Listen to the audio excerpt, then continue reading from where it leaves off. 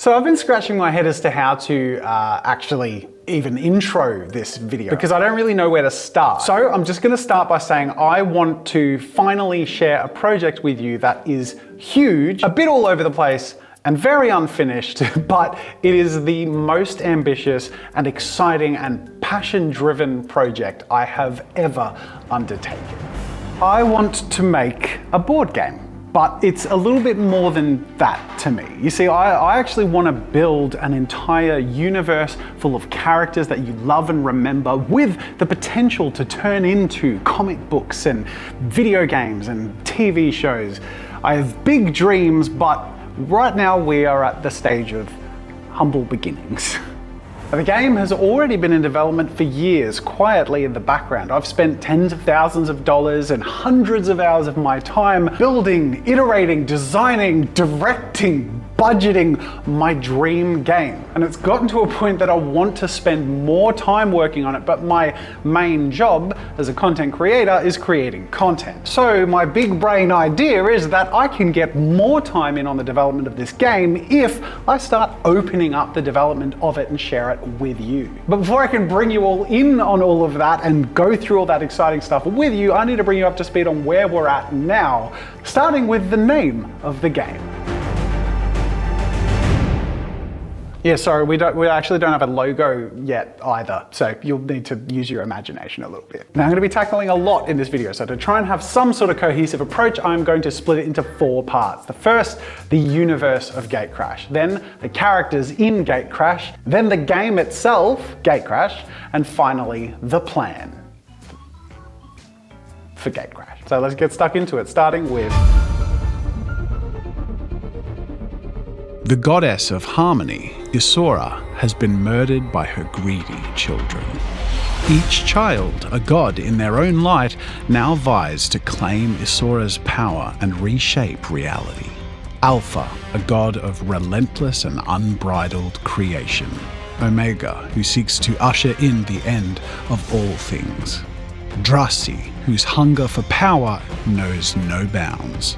Corpus, the god of matter and flesh, survival and replication, and Epoch, who seeks eternal glory and to be known and undisputed across the galaxy. Isora's death and the ensuing power struggles amongst her children have torn rifts between the once separated realms. These fractures have opened gateways that are connected through the vast labyrinthine corpse of Isora herself. From this perilous place, the gods now whisper promises of power and purpose to mortals in whom they see their own gifts and motivations. Those who are chosen are known as gatecrashers. They are granted the ability to traverse these gateways and manipulate or conquer other realms in line with their patron god's desires. In return, gatecrashers are offered the chance to alter their destinies, gaining unimaginable powers and potentially shaping new realities, with their actions capable of tipping the scales of power amongst the gods themselves. So, in short, Gatecrashers traverse the multiverse, acting on the motivations and powers shared from their patron god, perpetuating the endless battles between these gods and the Gatecrashers themselves in the limitless realms of the universe. Got it? Good. Okay. Now let's move on to... So a great starting point is this poster, which I've already shown you because it's the most impressive final piece of art we've produced and features 3 of our finished characters. Technically 4 because Chetsu and Hypatia are sort, but we'll go into that in a second. But it actually features 5 characters, because if you look in the corners, you can see there are 2 characters that are alluded to but not fully designed yet, and we're actually going to design them in this video. But before we design our 2 new characters, let me introduce you to our 3 finished Gatecrashers that we have here. Scrap's life began amid the ruins of his homeworld. Once a utopia, its peace was shattered when a warring civilization led by Gatecrashers invaded. Scrap was raised amongst guerrilla fighters and relentless conflict, and has learned to survive through a mixture of cunning and brutality, his emotions dulled by the continuous warfare that consumes his youth. At 13 years old, after fighting alongside the dwindling resistance, Scrap has now found himself alone, navigating the war-torn remnants of his world. Driven by survival, he discovered a gateway, a tear in reality, leading him into Isora's heart, where he was granted the power of survival by Corpus. Scrap now navigates the multiverse as a lone gatecrasher, searching for the forces responsible for his planet's destruction and determined to bring them down, if only he can uncover who they were. Hypatia, born into the esteemed House Hyperion, is the military figurehead of the Ion Regency. Groomed from birth to be a gatecrasher, she has a legacy tied to the first of her kind. Known for her striking presence and leadership, Hypatia commands with a blend of charisma and calculated energy, often alongside her loyal protector, Chetsu from House Haemon. Together, they embody the Regency's ideal of power and unity. Raised to prioritise the Regency's grand visions, Hypatia's missions are carefully chosen to ensure victory, enhancing her mythic status amongst troops and reinforcing her as a living symbol of Epoch's values and ambitions.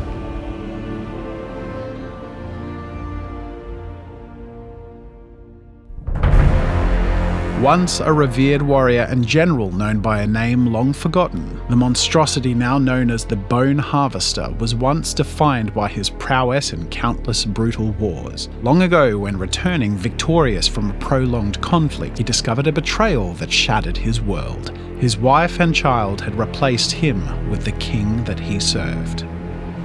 Enraged, he unleashed his fury, killing his family and the king, and taking macabre trophies from each to forever remind him of this betrayal. The kingdom descended into chaos and his relentless wrath grew, and he continued to harvest one bone from each of his foes and any who would oppose him, until on one day he heard the whispers of Omega beckoning him into Isora's heart. Here he was transformed into the Bone Harvester, a creature more spectral than flesh, his humanity stripped away, replaced by an undying form composed of the bones of his vanquished enemies. Now he roams as a golem of bones and death, an immortal being fixated on bringing all things to their final ending, forever haunted by the whispers that led him to his own cursed immortality. So now it is time to design our two new characters. This video isn't just me talking about Gatecrash, we're literally actively developing it right now. Starting off with this superhero looking dude in the top right corner of our poster. We only got as far as a few concept sketches with Alicia's help. As you can see, we were going for a mix between a sort of mage and a superhero. But that's just the aesthetic. The story is a whole nother thing. So let me tell you about the Ascendant.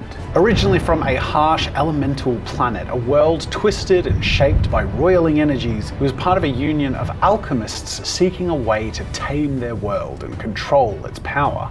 This guild had discovered Isora's heart, and using some samples that they collected from that labyrinth, combined with some rare crystalline material on their own world, they found a way to make the impossible possible, tirelessly researching and experimenting to create and control this incredible power. The more that they tore the materials from the world to control it, the more chaos that the world fell into. Storms of lightning, fire, and rain, towns burning, citizens annihilated, but nothing would stop these alchemists from harvesting and harnessing the power at their fingertips. Eventually, the most powerful amongst this cabal took their research to a new level. They could embody the elements themselves, but the man who had become the Ascendant at this point seemed relatively powerless, except that he had visions. Visions of the end of all things that tormented him until one day he was driven to enter Isora's heart, at which point he made a bargain with Drasi, who vowed that he could bring these torturous visions to an end if, of course, he would only serve Drasi. And emerging from Isora's heart seemingly unchanged, there was one thing that was drastically different. Now the Ascendant had the ability to absorb and obtain the powers of others. which of course he used to consume the others of this alchemist guild, gaining all of their powers united entirely within himself. Now he sits at the head of a Drazi council that he helped form, dictating affairs and steering the universe away from Omega's inevitable embrace in the death of all things. But if any begin to challenge him or show too little promise, he consumes them, taking their power. Alicia's concept works were awesome to bounce off of, and I wanted to find a few key points of design emphasis that could really make the Ascendant stand out. And I chose his cape to be a massive one, literally. An extremely long cape that we could use for the model to have him floating but still supported by something on the miniature itself, but it's also a great display of his character in terms of his arrogance and showboating that he never even need bother touching the ground. Yes, I know the rule is no capes. No capes! But hey, the Ascendant is so powerful. If he gets sucked into a jet engine by his cape, it's the jet engine that has something to worry about, not this guy. That's sort of where I've gone. I'm interested in sort of if there are elements in what we had that we liked, or if there are things that you'd like to lean into or try. One thing I really like about the older design is actually this little, the hem of a little coat, a little surcoat. Yeah. A little bit of that medieval alchemy, just to pull him away from that weird sort of, it's like sci-fi fantasy agnostic superhero aesthetic where they're all in leotards and you don't know where they're from. The only other thing is he's very Doctor Strange with the mantle, the cloak, and the facial hair. There's like a big mustachioed villain from, maybe I'm thinking of the villain of Flash Gordon. Oh God, yes, I'm thinking of the villain of Flash Gordon. Oh my God, but he is a vibe. He is a vibe. Ming the Merciless. Look, he's even got the head thing. Dude. Ming the Merciless, but purple For instead kind of of, red. yeah. A gold and purple. Done, design done. Shift. Yeah. All right, I think that gives me a pretty good direction. I think I'll rework the top here so it's a little less Doctor Strange. Yeah, I think a couple of pouches is also a good vibe. I kind of want to give him like really long nails as well. Like douche nails. Yeah? Also, he never gets his hands dirty.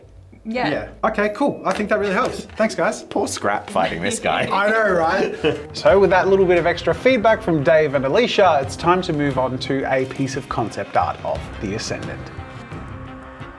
Now this concept art is actually to serve a purpose, and that is to be able to be handed over to a sculptor to help bring this vision to life. So I'm not just choosing some arbitrary pose here, I'm trying to structure a pose that I think would work really well for a tabletop miniature.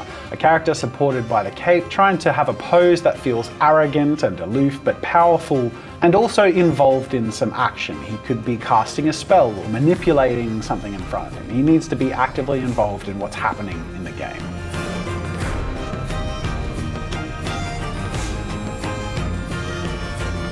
With my concept piece coming together, I'm pretty happy with how this has turned out. However, I might want to tweak and play with color concepts, but that's way easier to do digitally than traditionally. So I'm handing this over to Alicia to paint and polish up a bit, but also in a way that we can tweak any colors that we want and experiment as we need to, and then produce a final character concept for the Ascendant, not only for us in this video, but for someone we can hand over to in the future to bring him to life in 3D.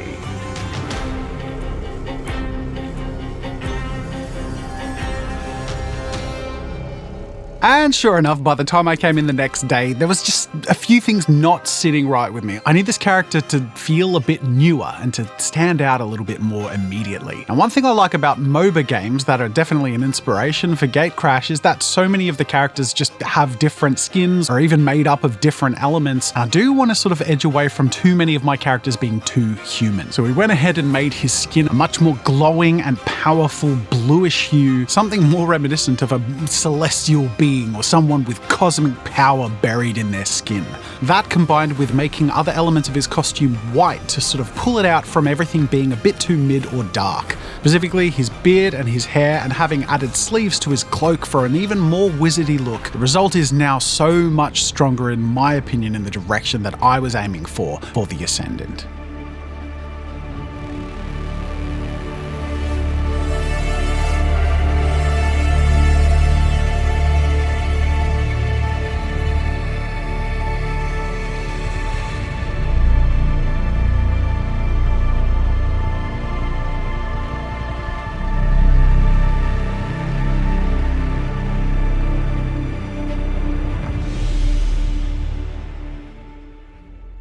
Now on to this second character alluded to in that poster, this weird six-winged shape in the corner. This, as some of you might have guessed, is alluding to or inspired by a biblically accurate angel, which we've actually drawn on this channel. Suffice it to say, and those of you who watched that video also found it very interesting, the way angels are described and depicted in the Bible are really bizarre and quite confronting. And we wanted to capture that and incorporate that into a character for the Alpha faction in Gatecrash. Now again, Alicia had done a little bit of concept art here, a few pages basically mucking around with the concepts that we wanted to play with for this character who we're calling Saarael, an uncompromising being of change, heralded as a destroyer. Saarael is drawn to realms that seem to have forgotten the primal chaos of the universe. Its attention is brought to those who seek to organize and homogenize reality.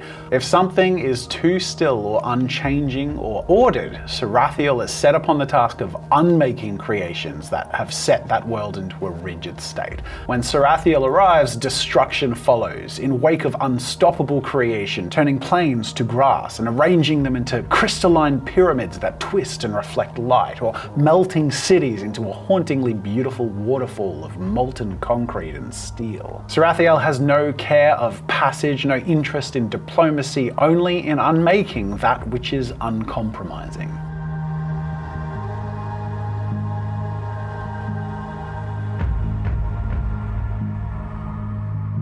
Now I took some of the designs I was most inspired by from Alicia's sketches and sought to emphasize their silhouette and play with a few ideas of my own. Heading towards a direction where I found I liked a nice mix of three visual elements. Brass rings of eyes in the center, sharp geometric wings, and crystalline and geometric shapes sort of emerging and lifting Saarael to be held up as a tabletop figure, and also representing the change that it inflicts wherever it goes. I really like it. To have something on the tabletop that just feels like it's just totally bizarre. Yeah. Is this horrifying or is it fun? Where's it? I think it's weird. I Weird, think that was right? the original pitch, is just like weird. So is there ways to, like, in the designs you've incorporated, amplify weird? What, as in like thicken the rings and actual like eyes? What do you think about have you seen the famous Clockwork Orange thing? The like thing that's holding the eye open? Yeah. You could have like these little hooks. And then it suddenly looks creepy, right? Yeah. There's a kind of pretty cool. nightmarish element to it. All right. I like it. A sculptor's gonna hate you. Yeah, I know. That would be my actual feedback from a practical point of view, is it's a really cool design, but I'd be worried about the logistics of physically making and printing and painting that. Yeah. Have fun. All right, cool. Wish me luck. All right, thank you. That's one of the reasons I love those feedback sessions, because sometimes I feel like my design is like 90% what I want it, but I'm not sure where that final 10% is. And just a simple suggestion from someone can really help take it across the finish line into a place of confidence. Adding that slightly unsettling feel of the eyes and thickening those rings in the center has really added a lot. And then simplifying the overall structure will of course make it a little bit more sculptable and paintable. But with that said, I've actually got a design that to me has emerged from the chaotic but still feels like something that can exist on a tabletop and be really unusual in, I think, a pretty appealing and unique way. When it comes to color, the colors of Alpha are generally white with a touch of gold, but I want this to be a sort of refractive white, so I'm reflecting the sheen of rainbow throughout the wings and creating more pastel color that's brimming to life through the geometric shapes emerging around Saarael.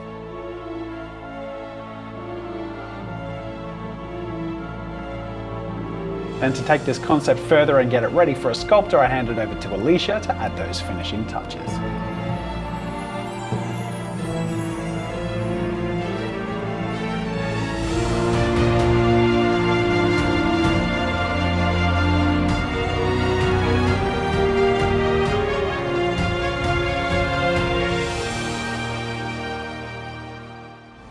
So there you have it. We now have 5 characters in Gatecrash officially designed, 2 of which we wrapped up in this video. There's a whole bunch more to come, but with 1 for each faction so far, we have at least 1 more for each faction to go for our first 10 characters. I would love to know what your ideas are. Let me know in the comments what you'd like to see in any of these factions. And as you can see from the designs we have so far, having them be really visually unique or have entirely different worlds and stories is part of the appeal and exactly what we're trying to achieve. So be creative. I can't wait to see what your suggestions are. But with all that said, we've done a lot of designing, we've done a lot of world build talk, but this is all for a game, and we haven't even talked about the game yet. This is a doozy of a video.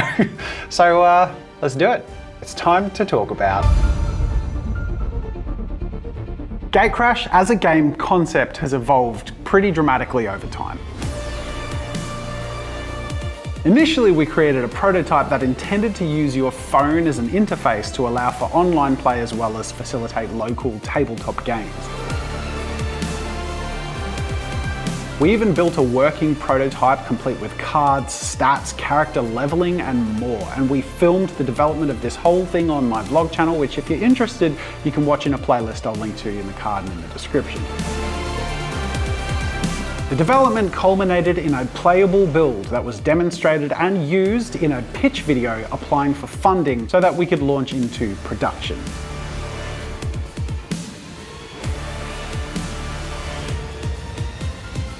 Alas, funding never came. Some of the feedback from the funding that we applied for was that what we were attempting was probably too ambitious. And I got a lot of blunt feedback from the tabletop community saying that it'll be a cold day in hell before they use a phone interface to play a board game. Good feedback to have. So the original app-facilitated version of the game has sort of been put on ice, especially because that's part of what it was built around for in applying for funding, and also originally how it was pitched to the community. But I've been quietly gestating over this in the last year, trying to figure out how to use the awesome characters and the lore and the assets that we've developed and create a new vision of what Gatecrash could be. And in the last few months, I really feel like I've struck something, a version of Gatecrash that I am in love with and more excited about as a game than even the previous vision. Side note, I've been playtesting and developing with pretty rough components, so if I'm going to show you my game, I'm going to at least make it look pretty.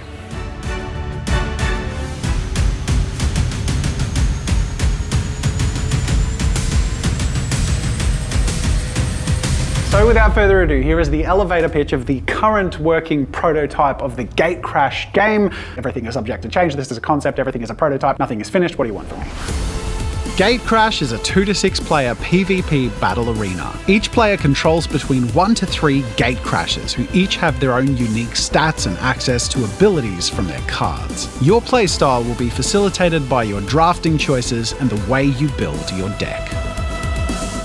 The game takes place in the labyrinth of Isaura's heart, and the objective of the game is simple.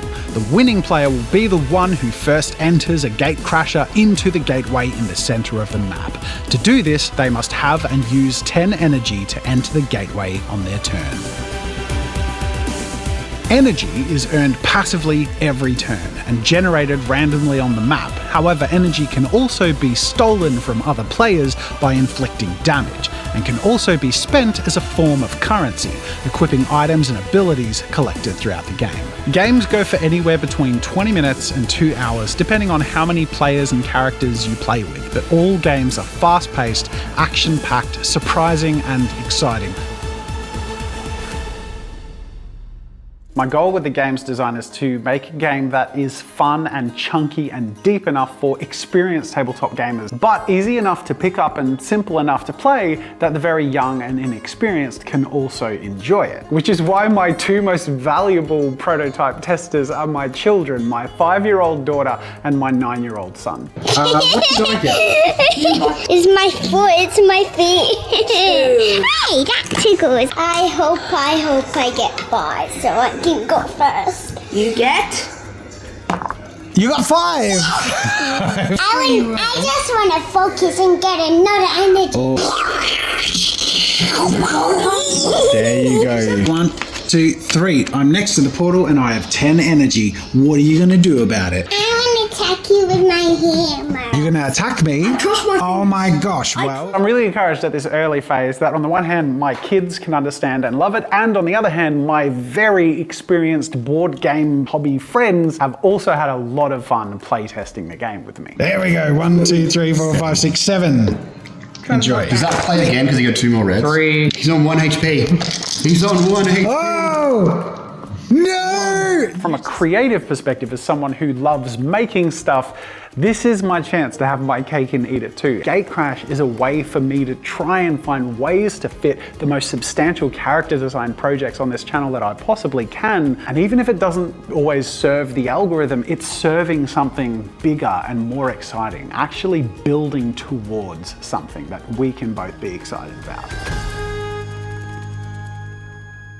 Let's jump into the plan, starting with the more short-term goal, to get this game, Gatecrash, funded and in people's hands. That's going to happen through Kickstarter, which is some time off. However, I've gotten a head start and I've set up a pre-launch page. So you can go to the Kickstarter page and get notified so that when it does happen, you're not depending on YouTube notifying you. You can be directly informed as soon as Gatecrash is ready for funding. The other thing you can do is if you're really excited and you love the miniatures that we've already made, you can go to gatecrashgames.com, where I've set up the characters that we've made so far as products. All proceeds go to funding the further development of Gatecrash, so you can get 3D printable digital files of Bone Harvester, Scrap, Hypatia and Chetsu, and the upcoming models we'll be developing, including the ones we've designed in this video. There's also a few extra links a little lower down, including the ability to sign up as a beta tester. That is for locals who can attend near Melbourne, Victoria. So if you want to come in person